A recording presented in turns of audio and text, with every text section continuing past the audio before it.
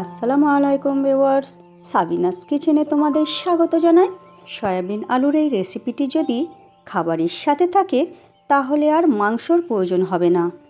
এইভাবে তোমরা একবার বানিয়ে দেখো, আশা করছি তোমাদের খুবই ভালো লাগবে।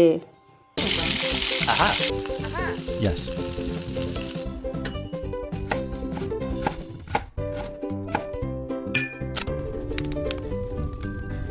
Wow.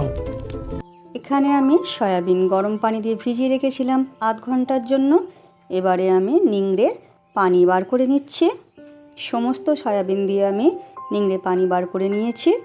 এরপর কড়াইতে সর্ষের তেল দিয়ে দিচ্ছি। এরপর আমি তেলেতে গোটা জিরে, শুকনো লঙ্কা, তেজপাতা, গোটা গরম মশলা ফোড়ন দিয়ে দিচ্ছি। ফোড়ন লাল হয়ে গেলে এর মধ্যে এবারে একটি বড় সাইজের পেঁয়াজ কুচি করে দিয়ে দিচ্ছি। পেঁয়াজ আমি লাল করে ভেজে নেব।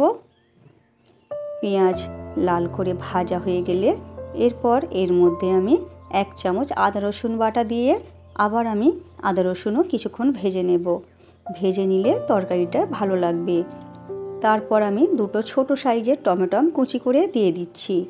এরপর এর মধ্যে আমি এবারে আস্তে আস্তে মশলা দিয়ে দিচ্ছি। পরিমাণ মতো লবণ, 1/2 চামচ হলুদ গুঁড়ো, 1/2 চামচ লঙ্কা গুঁড়ো, 1 চামচ ভাজা জিরে গুঁড়ো, 1 চামচ ভাজা ধনে গুঁড়ো দিয়ে ভালো করে নেড়ে দেব।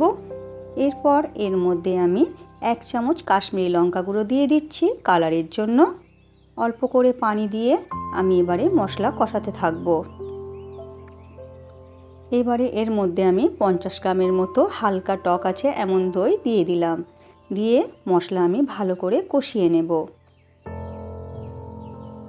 1/2 চামচ চিনি দিয়ে দিচ্ছি স্বাদটা ব্যালেন্সের জন্য। এইভাবে সয়াবিন আলুর রেসিপিটি যদি ভাত, রুটি, পরোটার সাথে থাকে তাহলে মাংসর প্রয়োজন আর লাগবে না। এরপর মশলা কষানো হয়ে গেলে সয়াবিনগুলো দিয়ে দিচ্ছি। দিয়ে আবার আমি কষাতে থাকবো।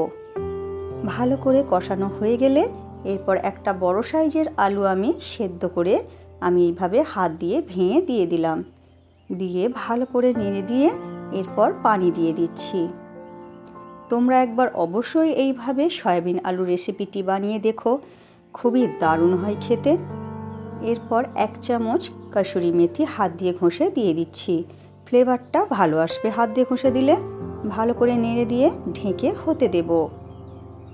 এরপর যখন এই রকম মাখা মাখা হয়ে যাবে তখন এরপরে নামিয়ে তোমরা পরিবেশন করো ভাত, রুটি, পরোটার সাথে।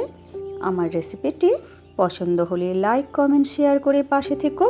আমার রেসিপিটি ফেসবুক থেকে দেখলে ফলো করে দিও, ইউটিউব থেকে দেখলে সাবস্ক্রাইব করে পাশে থেকো। আমার রেসিপিটি শেষ পর্যন্ত দেখার জন্য তোমাদের অনেক অনেক ধন্যবাদ রইল।